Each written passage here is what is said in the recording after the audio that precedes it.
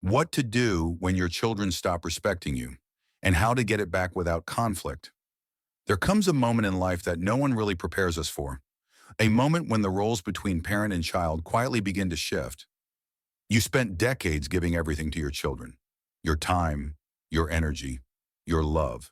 You were their protector, their guide, their biggest cheerleader. But then one day, without warning, something changes. Maybe they no longer ask for your opinion. Maybe they interrupt you mid-sentence, roll their eyes when you speak, or worse, make you feel like your presence is more of a nuisance than a gift. It's subtle at first, a dismissive tone here, a forgotten call there. But over time it adds up, and it hurts deeply. If you're here today, you're probably wondering what happened. You may be feeling confused, frustrated, even heartbroken, and you're not alone. Many parents experience this shift as their children grow older, gain independence, and unintentionally, or sometimes intentionally, start treating their parents with less respect than they once did. But here's the truth. You don't have to accept it, and you don't have to fight to reclaim your worth either. There is a better way, one that doesn't involve shouting, guilt-tripping, or endless emotional battles. In this video, we're going to talk about 6 powerful actions you can take when your children stop showing you the respect you deserve. These aren't just strategies, they're mindset shifts. They're about stepping into your strength, regaining your dignity, and reminding your children, without ever having to say it, that your value has never disappeared. It just needed to be seen again. Let's begin. Now, before we dive into these 6 powerful steps, I want you to take a deep breath and remember something important. This isn't about blaming your children, and it's not about blaming yourself either. It's about recognizing that respect is not just something we hope for, it's something we model, cultivate, and protect. So if you're ready to shift the energy between you and your children without arguments, without resentment, and without losing your peace, let's begin with the very first step. And this one might surprise you. Action 1. Stop chasing their approval. One of the most common traps parents fall into, especially later in life, is trying too hard to gain their children's approval. It often comes from a good place. Love, concern, the desire to stay connected. But somewhere along the way, that desire turns into quiet desperation. You find yourself saying yes when your heart says no. You hold your tongue when you should speak up. You rearrange your plans, your preferences, even your principles, just to keep the peace. And what do you get in return? Often not the appreciation you were hoping for. In fact, the more you bend, the more they seem to take you for granted. Here's the truth no one tells you. The more you chase their approval, the more they lose respect for you. Not because they're ungrateful or cruel, but because we teach people how to treat us. When you constantly put your own needs and boundaries aside, you're sending a silent message. My feelings matter less than yours, and over time they believe it. Let me tell you a story. Margaret was a vibrant, independent woman in her younger years. She raised her kids with love and strength, but as she aged, she started giving in to everything they wanted. She let them make all the decisions. She bit her tongue when they spoke harshly. She smiled through the dismissals. "I just want to keep the family together," she'd say. But instead of uniting the family, she lost her voice, and with it, their respect. Respect isn't something we buy with sacrifice. It's something we command through self-respect. If your children interrupt you, talk down to you, or overlook your needs, don't meet that behavior with silence or over-accommodation. Instead, start with small, clear changes. Say no when something doesn't work for you. Speak up when your opinion is dismissed. Let them know calmly and confidently that your voice matters too. You don't need to yell. You don't need to guilt them. You just need to respect yourself enough to stop begging for theirs. And here's the beautiful part. When you begin showing up as someone who knows their worth, your children will start seeing you through a different lens. They may not change overnight, but you've planted a powerful seed. So remember, the path to earning respect doesn't begin with pleasing others. It begins with honoring yourself. Let's move on to action 2, because how you respond to disrespect speaks louder than anything you say. Action 2. Don't argue. Lead by example. Let's be honest. When someone disrespects you, especially your own child, your first instinct might be to push back. to raise your voice, to remind them of everything you've done, to say, hey, I deserve better than this. And that's a normal reaction. You're human. You've given so much, and being treated poorly cuts deep. But here's the thing. Arguing doesn't bring respect. It usually just brings more noise, more tension, and more distance. Think about it. Have you ever won someone's respect by shouting at them? Probably not. In fact, when you argue, especially with your grown children, it can make you look like you're trying to earn something they believe you don't already have. And whether they realize it or not, that puts you in a weaker position. Instead of trying to prove your worth with words, show them with your presence, your calm, your confidence, your ability to hold your ground without getting pulled into drama. I once met a man named Frank. He was a retired school teacher, smart, respected, and great with people. But when it came to his adult kids, something shifted. They started brushing off his advice, laughing when he tried to correct them, acting like his opinion didn't matter anymore. Frank got frustrated, and at first he fought back, argued, tried to set them straight. But the more he pushed, the more they pulled away. So Frank tried something different.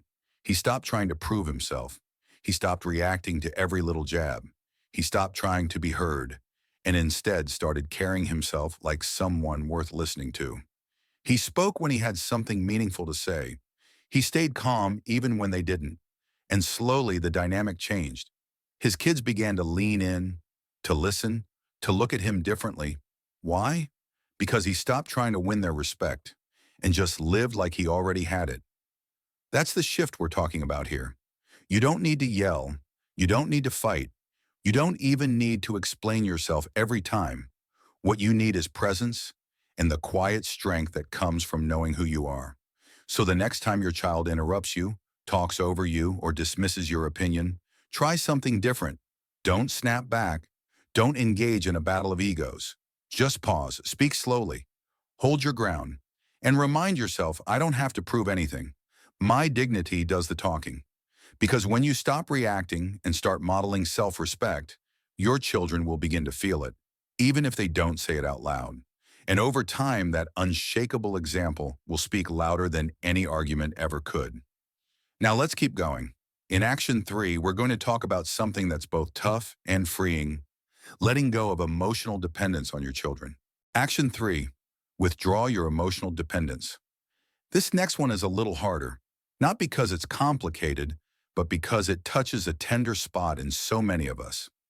As parents, we spend so much of our lives being everything for our kids. We're their comfort, their cheerleader, their safe place. And when they grow up and drift into their own busy lives, it's only natural to hope they still need us, even just a little. But here's a truth that can sting. The more emotionally dependent we are on our children, the less they tend to respect us. That might sound harsh, but it's not about blame. It's about understanding balance. When your children sense that you need them to feel fulfilled, need their calls, their approval, their time, it shifts the power in the relationship. And instead of feeling loved, they start feeling pressured. They may not even realize it, but it shows up in the way they pull away, respond with impatience, or treat your needs as burdens instead of priorities. Let me share a story. Helen was a warm, loving mom who gave her heart and soul to her children. When they moved out and got busy with work and families, she missed them deeply. So she started calling often, too often. She'd leave messages, tell them how much she missed them, how lonely the house felt. Her heart was in the right place, but instead of pulling them closer, it started pushing them away. They began seeing her calls as obligations rather than moments of connection. Then one day, Helen made a change. She stopped calling first. She picked up a few hobbies, joined a local garden club, started walking with a friend every morning. And something surprising happened. Her phone started ringing again. Her kids wanted to know what she was up to. They saw her differently, not as someone waiting on their attention, but as someone with her own vibrant life. The shift was simple but powerful. Helen stopped depending on her children for emotional fulfillment, and because of that, they started valuing her more. And that's the lesson here. Your love for your children is unconditional, but your sense of identity, joy, and emotional security doesn't have to depend on them. When you show them that you're whole on your own, they see you as strong, grounded, and complete. and respect follows. So if you find yourself constantly hoping for their attention, waiting by the phone, or feeling empty when they're distant, take that as a cue. It's time to fill your own cup. Explore something new. Reconnect with old friends. Take yourself out to lunch, because the more you love your life, the more your children will want to be a part of it. And now we're ready for Action 4, where we talk about something many of us struggle with: setting boundaries and actually enforcing them. Action 4, set boundaries and enforce them. Let's talk about something that sounds simple, but in real life, it can be one of the hardest things to do: setting boundaries with your children and following through when those boundaries are crossed. Now, I know the word boundary can feel a little harsh. You might think, I don't want to push my kids away. And I hear you. Setting boundaries isn't about shutting people out. It's about showing them how to treat you with care, with dignity, with the same respect you've always given them. Here's the thing. People, yes, even your kids, will treat you the way you allow them to. If you let them interrupt you, talk down to you, or dismiss your feelings without saying a word, they'll keep doing it. Not because they don't love you, but because silence signals permission. And over time, what started as a small disrespect becomes the norm. I remember a man named Robert. He was a sharp, confident businessman who'd led teams, made deals, and built a life full of structure. But at home, he let his grown kids walk all over him. They criticized how he spent his time, dismissed his opinions, and treated his house like a hotel. And for years, he said nothing. He told himself, it's not worth the fight. But one day, something clicked. He realized that by staying silent, he was teaching them that this behavior was okay. So the next time his son interrupted him, Robert calmly said, I'll continue when you're ready to listen. When his daughter scoffed at his opinion, he replied, you don't have to agree with me, but I do expect respect. And here's the powerful part. He stuck to it. When they crossed a line, he didn't yell. He didn't guilt them. He simply held firm. If they couldn't treat him with basic courtesy, he let them know he wouldn't be engaging or spending time that felt disrespectful. At first, his kids pushed back. They were used to the old version of their dad. But over time, they adjusted. They stepped up. Because Robert wasn't just asking for respect, he was modeling self-respect. And that's exactly what boundaries are. Not walls to keep people out, but fences that protect your peace. A boundary says, this is what's okay with me, and this is what's not. So if you find yourself being interrupted, overlooked, or undervalued, ask yourself honestly, have I been clear about what I will and won't accept? And more importantly, have I followed through when those lines were crossed? You don't need to be mean. You just need to be consistent, calm, steady. Because when your children see that your love is strong, but so is your backbone, they'll learn to meet you at your level. And now let's move on to Action 5, because giving from the heart is beautiful, but giving without appreciation, that's a fast track to resentment. Action 5, stop giving without appreciation. Let's talk about something that so many parents, especially generous, loving parents, struggle with: giving. Giving your time, your energy, your money, your support, your presence. You do it without thinking, because that's what parents do, right? But what happens when all that giving isn't appreciated? Here's a hard truth to sit with. When you give to people who don't value it, you don't build love, you build entitlement. And I know that might sound harsh, but it's something many parents find themselves facing, quietly, painfully, especially as they grow older. You give and give, hoping to feel closer, hoping to be seen, hoping to be loved in return. But instead, what you often get is silence, or worse, complaints, impatience, and expectations that just keep growing. Let me share a story. George was a devoted father, hardworking, kind, always the first to show up when his kids needed help.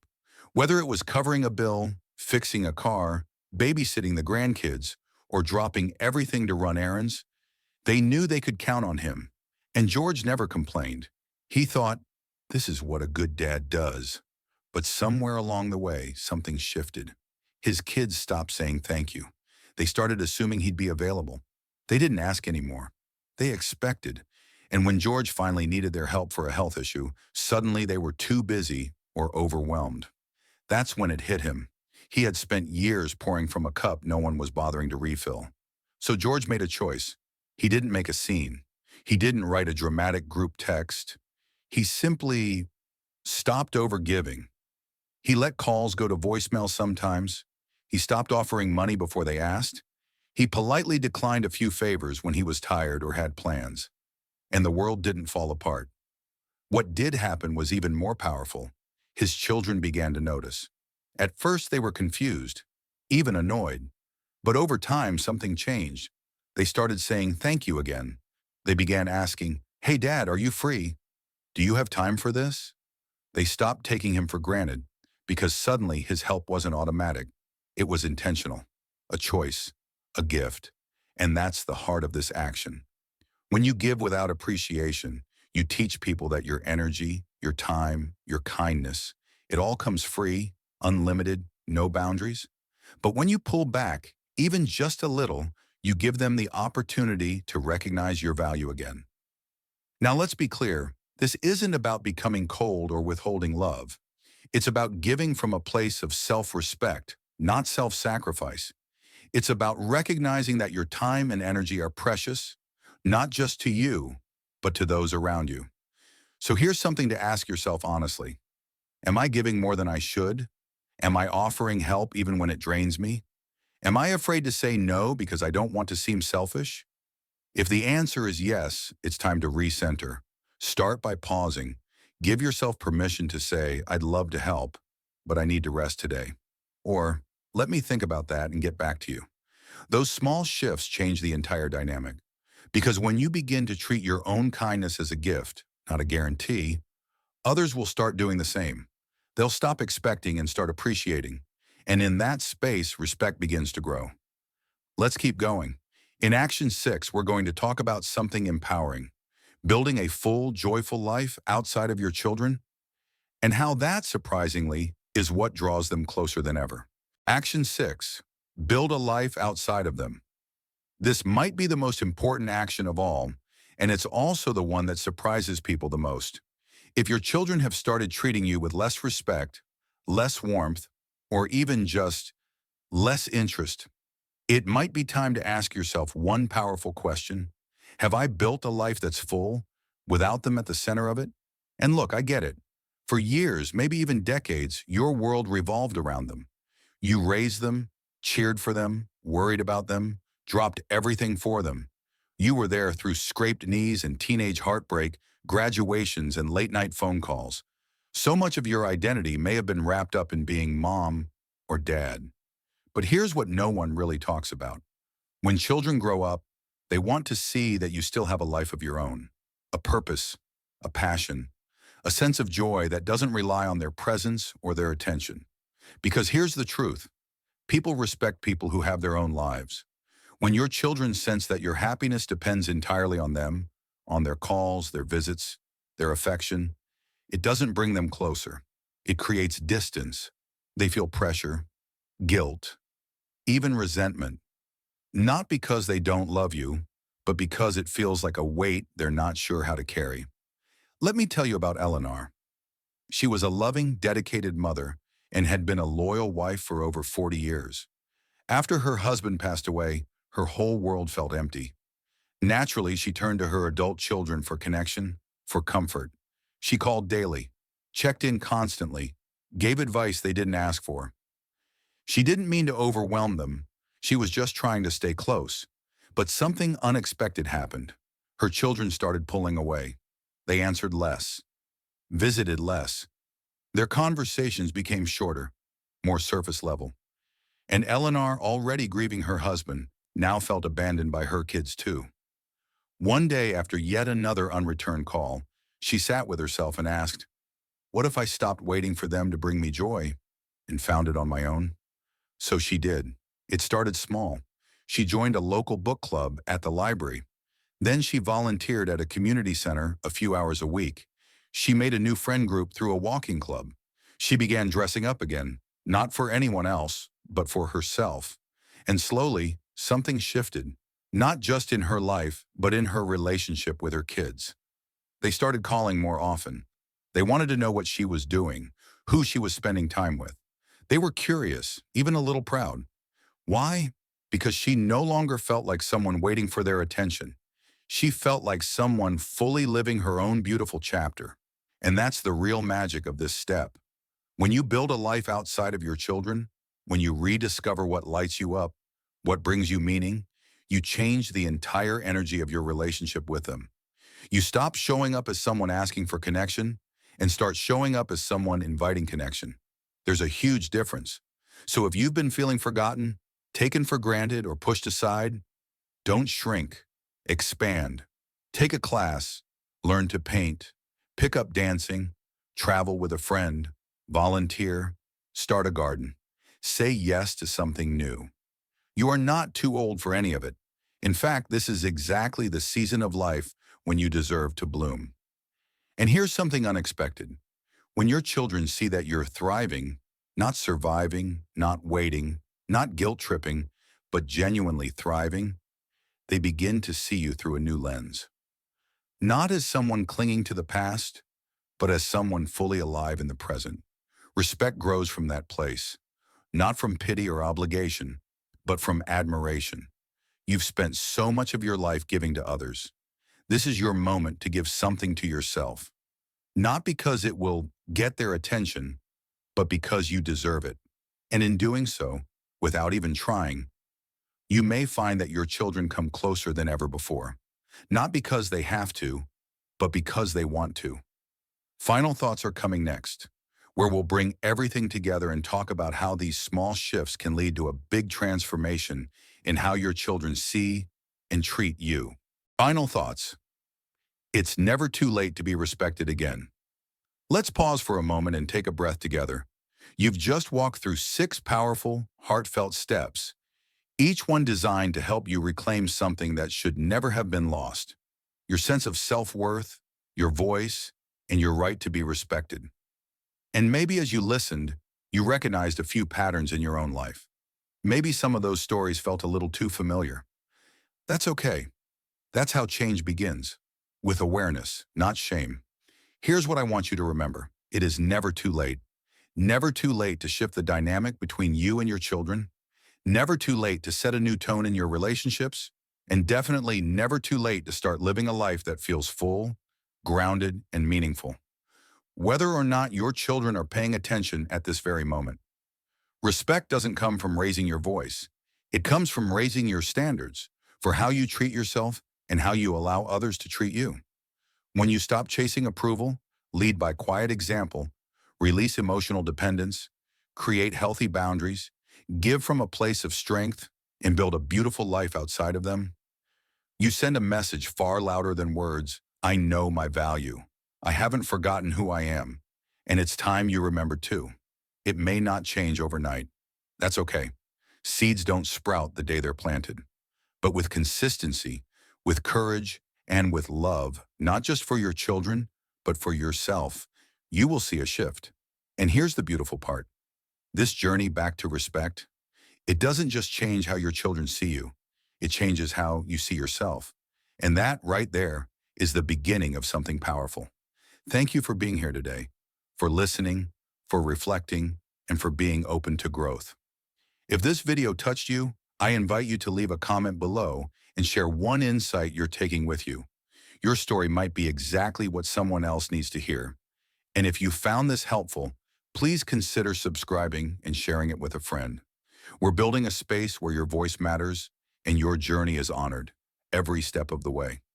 Until next time, take care of your heart and never forget, you are worthy of love, of peace, and yes, of respect.